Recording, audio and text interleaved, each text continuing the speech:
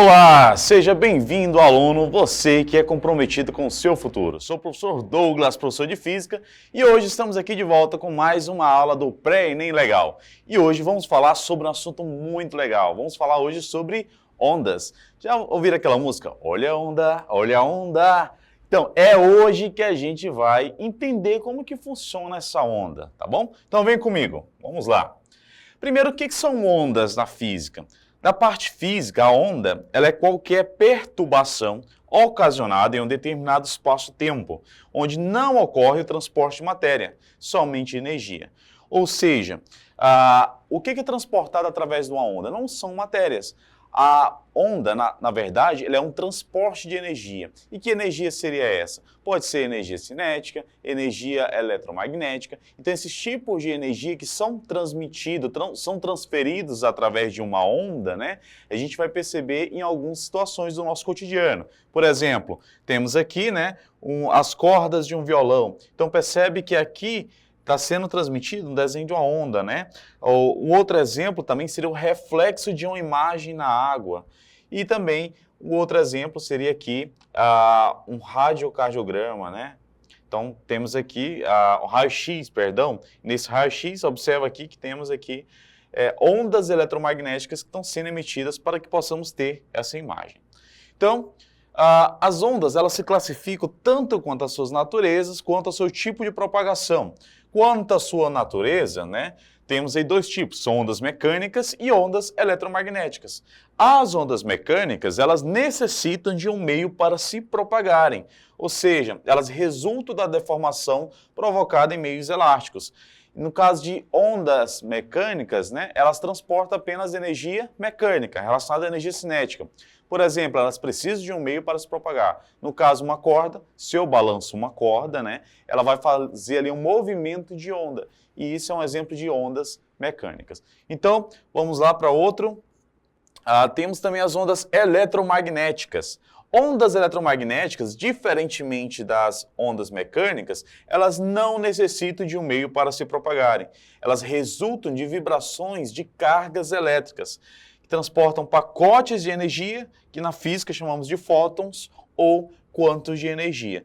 Tá? Então, quando eu falo de ondas eletromagnéticas, por exemplo, o próprio Sol emite lá ondas eletromagnéticas, né? E já ouviram falar no espectro visível? O que é esse espectro? É a quantidade de ondas que a gente pode visualizar. Então, se a gente parar para pensar, trazendo aqui para a nossa tela, no espectro visível temos a lâmpada, que a gente vê normalmente, né? Quanto mais você aumenta, você também pode ver o Sol, né? Você também pode ver o controle. Porém, o que acontece? Quanto mais próximo das cores vermelhas, né? Imagina o arco-íris. Quanto mais próximo da cor vermelha, menor vai ser a frequência da onda. Então você vai ter aí o radar, a TV, o rádio, né? Isso tem a ver com a distância a qual é localizada. E quanto maior, mais próximo de cores mais escuras, né? Mais próximo do lilás, do azul lá do arco-íris. Então, vamos ter a radiografia, elementos radioativos, dentre outros, tá certo? Então, são dois tipos, mecânica e eletromagnética. Quanto aos tipos de onda, existem três tipos. O primeiro tipo é o tipo de ondas em uma direção. O que seria isso? Um D, uma direção. Então aqui, por exemplo, se eu tenho uma corda, a sua propagação da onda ela vai apenas em uma direção, vai para frente, né? Se você balançar. No caso aqui, o som é um exímio exemplo dessa parte de ondas que são unidimensionais. Por quê? O som se propaga em apenas uma direção. Se você ligar uma caixa de som, por exemplo, o som que é emitido daquele fone da caixa, ele está sendo emitido em uma única direção. Como a gente pode observar aqui na imagem da nossa tela, né? Temos o rapaz aqui que ligou uma caixa de som enorme, né? E o que vai acontecer? Se ele vai tentar tocar em frente à caixa, a caixa vai fazer com que o som se propague na direção dele, já que ele está em frente, fazendo com que ele seja arremessado aí, tá bom? Temos também as ondas bidimensionais. É quando elas se propagam no plano, ou seja, se propagam em duas dimensões, duas direções, né? Então, quando eu tenho ondas bidimensionais, é como se você jogasse uma pedra no lago. O que vai acontecer? Nesse lago vai ser formado algumas ondinhas, né? Ou então se você pega um copo com água, no momento que você coloca o copo acima da mesa, o que vai acontecer? Lá no copo você vai observar algumas pequenas ondinhas. E essas ondas, elas se transportam de forma, se colocam de forma bidimensional, tá bom? Num plano. Aí temos as ondas tridimensionais. É quando elas se propagam em todas as direções. Por exemplo, temos o Homer aqui lá dos Simpsons, né? Percebe que ele está se tremendo aí. Isso acontece quando você tem um terremoto. O terremoto é um exemplo de onda que ele se propaga em todas as dimensões. Por isso é chamado de onda tridimensional. Como a gente pode ver aqui na imagem, também ao lado do Homer, né? Temos aqui um foco do terremoto e ele vai ser atingido através de um epicentro, né? Mas ele vai ser gerado para todos os lados, para todas as direções, tá bom? Então esses são os tipos de onda. Temos também a questão da propagação da onda. A onda ela se propaga de forma transversal e de forma longitudinal. As transversais é quando a vibração é perpendicular à propagação, ou seja, se você balança uma corda, né, percebe aí que a vibração dela vai para cima e para baixo, né? O outro exemplo é a ola mexicana. Se a gente pensar numa ola mexicana, o que é a ola mexicana? Alguém assistiu um jogo de futebol? Já viu aquela, né? Se levanta as mãos ali, o pessoal vai levantando a mão e vai sentando, né? Vai formando um formato de uma onda desse movimento de mãos. Chamamos isso de ola mexicana, né? E isso representa claramente a vibração da onda, o movimento da onda, né? A gente observa isso também nas ondas do mar, essas ondas transversais, né, que elas vão para cima e para baixo. Ondas longitudinais, o que são elas? A vibração ela segue na mesma direção que a sua propagação, como as ondas do som, as ondas em uma mola vertical, né? Então, se você pegar uma mola, por exemplo, né? Se eu pegar uma mola, o que vai acontecer com a mola? Se eu esticar essa mola e soltar, né, o que vai acontecer? A vibração dessa mola, ela vai na mesma direção ao qual eu esticar ela. Então, no momento que eu estico a mola e solto, a vibração dela se dá na mesma propagação, na mesma direção, né, que a onda. Então, chamamos isso de onda longitudinal, tá certo? Então, são os dois tipos, transversais e longitudinais. Vem comigo ver mais. Então, temos algumas características da onda que é importante lá na sua prova, como amplitude, comprimento de onda, aí vamos ter também o período e a frequência. Vou explicar sobre cada um desses aqui nesse formato de onda que temos aqui, tá bom? Então, se temos aqui um exemplo de uma onda, um gráfico, a representação gráfica de uma onda. Toda onda, ela vai ter o que chamamos aqui de crista, tá? Essa crista representa o ponto mais alto que uma onda pode chegar. E o ponto mais baixo que uma onda pode chegar, chamamos ela de vale, tá certo? O tamanho de uma crista ou de um vale, chamamos aí de amplitude. Então, amplitude é isso, essa distância do tamanho da crista ou do vale, que é essa altura maior e a altura menor da onda, tá certo? Aí temos o comprimento de onda. Professor, o que é o comprimento de onda? Comprimento de onda é o tamanho dessa onda no que se diz respeito, né, ao seu movimento. Então percebe que ela faz esse movimento, ela sai de cima, vai até embaixo e volta para cima. É quando ela vai e volta na sua mesma posição. Quando isso acontece, temos um comprimento de onda que a gente representa pela letra lambda, tá? Uma letra grega aí que utilizamos para representar esse comprimento de onda. Então, para a gente entender, né, algumas equações fundamentais são importantes na hora de você resolver questões do Enem.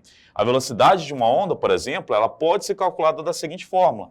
Nas aulas anteriores de física, vimos que a velocidade é igual ao espaço dividido pelo tempo, né, ou distância percorrida dividida pelo tempo, o intervalo aí que temos esse delta, né? Vimos isso na aula passada. Agora, a gente vai utilizar o quê? Esse variação de tempo é o período da onda, né? Mencionei a respeito do período, o período é o tempo, geralmente esse tempo é dado em segundos, tá? E a distância percorrida vamos representar aqui pelo nosso lambda, que é o nosso comprimento de onda, tá certo? Então, sempre que quiser saber a velocidade, você vai utilizar isso. Professor, e se eu, por exemplo, quiser saber o comprimento da onda, o que é que eu faço? Eu isolo esse lambda, né? Eu vou isolar ele, e ele vai ficar igual ao quê? Percebe que o T ele vai multiplicar com V, como se fizesse aqui tchu-tchu. Então vai ficar o quê? Velocidade vezes a frequência. Se caso eu quisesse saber da frequência, que é o T, vai ser o quê? T igual a lambda dividido, o V está multiplicando, passa dividindo, dividido para a velocidade.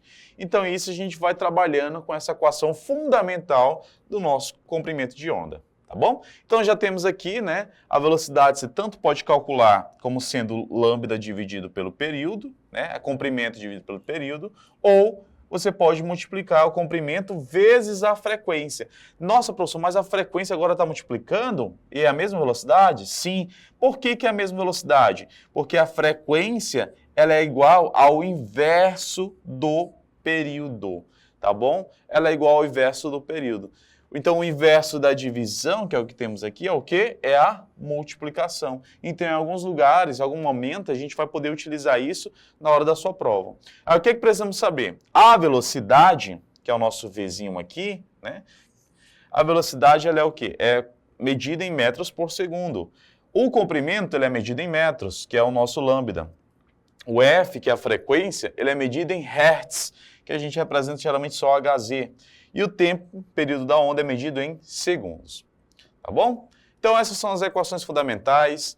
Temos aqui o período, né? Como eu falei, é o inverso da frequência. Frequência é o inverso do período, um é o inverso do outro. E a nossa equação fundamental de velocidade. Tá bom? Essas são as equações fundamentais de onda. Mas aí eu pergunto a você, e seu coração como que está hoje? Né? Então, a gente sabe que para estudar isso é uma teoria muito bonita e tal, a equação, beleza. Mas e aí, como que o Enem cobra isso? Aí eu pergunto a você, como que está seu coração hoje? Tá? Já temos aqui um exemplo de ondas eletromagnéticas aqui, representada aqui no eletrocardiograma, tá bom? Mas agora, vamos agora praticar com as questões do Enem e vem comigo para a gente resolver juntos. Vamos lá. Temos aqui uma questão do caderno amarelo que caiu no Enem do ano passado, 2023, Ciências da Natureza Física, questão 21, que fala o seguinte: na tirinha de Maurício de Souza, os personagens Cebolinha e Cascão fazem uma brincadeira utilizando duas latas e um barbante. Ao perceberem que o som pode ser transmitido através do barbante, resolvem alterar o comprimento do barbante para ficar cada vez mais extenso. As demais condições permaneceram inalteradas durante a brincadeira. Na prática, à medida que se aumenta o comprimento do barbante, ocorre a redução de qual características da onda. Então, a gente vai observar aqui, né, que para resolver essa questão, temos que lembrar que a velocidade da onda, né, é igual ao comprimento de onda vezes a frequência. Então, percebe, se ele está falando aqui, se aumenta o comprimento do barbante, então se eu aumentar esse comprimento, o que é que vai acontecer, né? À medida que se aumenta o comprimento, ocorre a redução de qual características da onda sonora. Então, vai acontecer a diminuição de quem? Se esse aumenta, né, e a velocidade aqui, ela está diretamente relacionada com esse aumento, se o comprimento aumenta, a velocidade também aumenta. Então, não pode ser letra D, nesse caso, né? O comprimento, obviamente, né, ele vai aumentar, se eu estou aumentando o comprimento de onda. Outra coisa que a gente observa, a frequência está multiplicando. Aí você deve lembrar, professor, mas não tem uma coisa, a frequência também está aumentando porque é uma multiplicação, né? Então não poderia ser a frequência. Mas tem uma coisa que é o inverso da frequência. A frequência é o inverso de quem? Frequência é igual a 1 sobre T, ou seja, é o inverso do período. Então esse T aqui é T de período. Nesse caso, o nosso gabarito só pode ser quem? Se a frequência está aumentando, quem que é o inverso dela? É o período. Então, o período vai diminuir, que nos dá como gabarito a alternativa letra C, por conta de que o período está diretamente relacionado com quem? Com a amplitude. E o que é a amplitude que a gente viu? É o tamanho que a onda sobe. Então, se a gente parar para pensar, trazendo aqui para a nossa questão, percebe que esse barbante, se ele fizesse aqui aquele movimento de onda, quanto mais eu esticar ela, quem que vai se reduzir? O período. Então, o comprimento ele vai diminuindo, né? Então, temos aqui, nesse caso, né, o período sendo diminuído, então a amplitude ela também vai ter uma diminuição, que nos dá como gabarito alternativa a letra C. Beleza? Então, questão caiu ano passado, questãozinha do Enem. E vamos para outra. Temos aqui outra questão do Enem também, questão 95, ano passado, que fala a respeito aí de que informações digitais são gravadas em discos ópticos, como CD e DVD. Hoje em dia nem se usa mais, né? A gravação da leitura dessas informações são realizadas por um laser. E diz quanto menores as dimensões dessas cavidades, mais dados são armazenados na mesma espécie do disco. Então, o fator limitante para a leitura de dados é o espalhamento da luz pelo efeito de difração, fenômeno que ocorre quando a luz atravessa um obstáculo. Aí ele pergunta, em qual região espectral se situa o comprimento de onda do laser que otimiza o armazenamento e a leitura de dados em disco de uma mesma área? Se a gente parar para analisar, né, estão falando aqui de menores comprimentos de onda. O que é o espectro eletromagnético que a gente viu? Tem um espectro visível, aí tem aqueles que a gente não visualiza, né, que é o quê? Raios ultravioletas, raio-x, raio gama, aí tem micro-ondas, rádio, como a gente mencionou. O que é que a gente observa nessa imagem? Quanto menor o comprimento da onda, né, que é essa direção para cá, percebe que raio-x e raio gama são menores, né? O comprimento é aquela distânciazinha. Quanto menor o comprimento da onda, ele fala em qual região se situa o comprimento da onda que otimiza o armazenamento e a leitura de dados do disco de uma mesma área. Ou seja, ela está sendo menor quando a gente vai indo em qual direção? Vai indo na direção de cores mais frias. Então, esse gabarito daqui só pode ser alternativo o quê? A alternativa, percebe aqui, comprimento é igual a velocidade vezes a frequência. Se eu aumento a frequência, eu diminuo o comprimento. Nesse caso, alternativa gabarito letra A, de violeta, já que é a última cor que a gente vai observar aqui no nosso espectro eletromagnético. Beleza? Então, questãozinha aí, letra A, questão que foi cobrada no Enem 2023. E a gente precisa entender que quanto mais quente for a cor, maior vai ser o comprimento de onda. Quanto mais fria for a cor, menor é o comprimento de onda, tá certo? Então, vem comigo agora para a gente resolver mais uma questão do Enem. Mais uma questão que também caiu no Enem de 2023. Olha só, quanto que isso foi cobrado no nosso último Enem, né? Temos aqui a questão que fala, é comum em viagem de avião sermos solicitados a desligar os aparelhos cujo funcionamento envolva a emissão ou a recepção de ondas eletromagnéticas como celulares. A justificativa dada para esse procedimento é, entre outras coisas, a necessidade de eliminar fontes de sinais eletromagnéticos que possam interferir nas comunicações via rádios dos pilotos com as torres de controle. Essa interferência poderá ocorrer somente se a onda emitida pelo celular e as recebidas pelo rádio do avião forem iguais, né? Nesse caso aqui, o que é que a gente observa, né? Temos a frequência da onda que é medida em hertz. Para que se tenha essa questão da interferência, né? Essa interferência ela poderá ocorrer somente se as ondas emitidas pelo celular e recebidas pelo rádio do avião, e aí forem o quê? Forem ambas audíveis, tiver a mesma potência, a mesma frequência, a mesma intensidade. Aqui estamos falando de quê? Kilohertz. Hertz eu estou me referindo a quem? A uma quilo. Primeiro que quilo é igual a 1000, né? Primeiro que quilo é igual a 1000. Se eu estou falando de hertz, é a medida de frequência. Então, a cada quilo que você tiver, você tem 1000 hertz.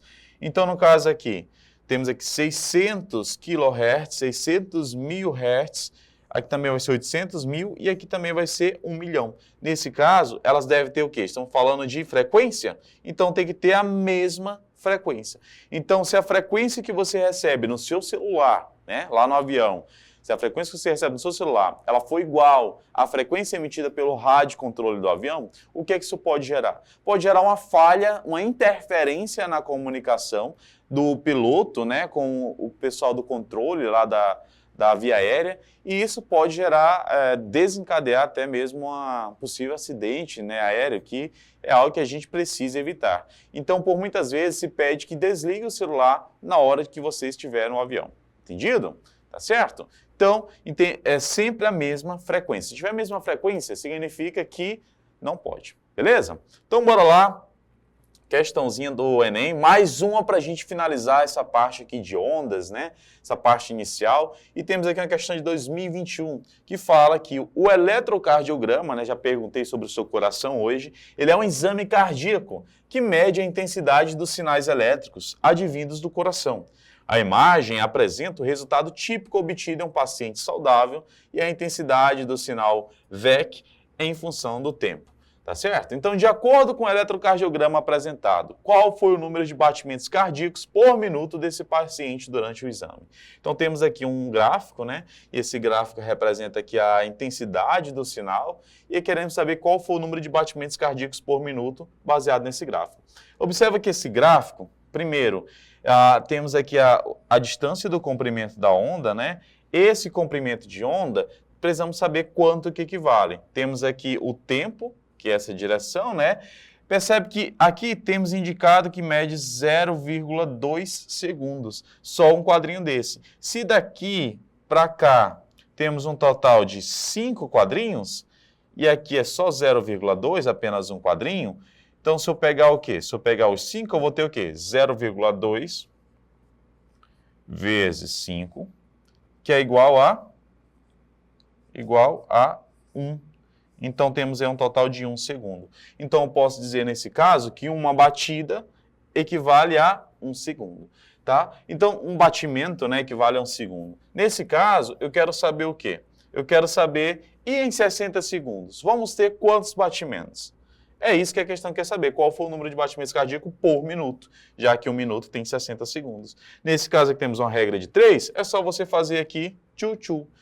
Então, vamos ter o quê? X vezes 1, que é X, 60 vezes 1. Então, nesse caso, teremos aqui 60 batidas, que equivale aí a 1 minuto, né? Nesse caso, nosso gabarito vai ser o quê? Letra B de Benson, né?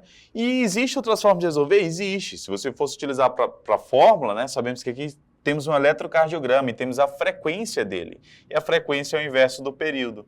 Se o período equivale a 1 segundo, se você divide 1 por 1, você vai ter aí 1 Hz, que é a frequência, né? Nesse caso, era só multiplicar por 100, por 60, já que o minuto tem 60 segundos, multiplica pelo tempo, né? E você vai ter aí 60 batimentos por minuto, que é BPM, gabarito de fato, comprovado, letra B, questãozinha do Enem, né? Caiu aí bastante, caiu em 2021, percebe que só ano passado foram 3 questões, então é um conteúdo muito importante para a sua prova e desejo a você muito sucesso, bons estudos e até mais!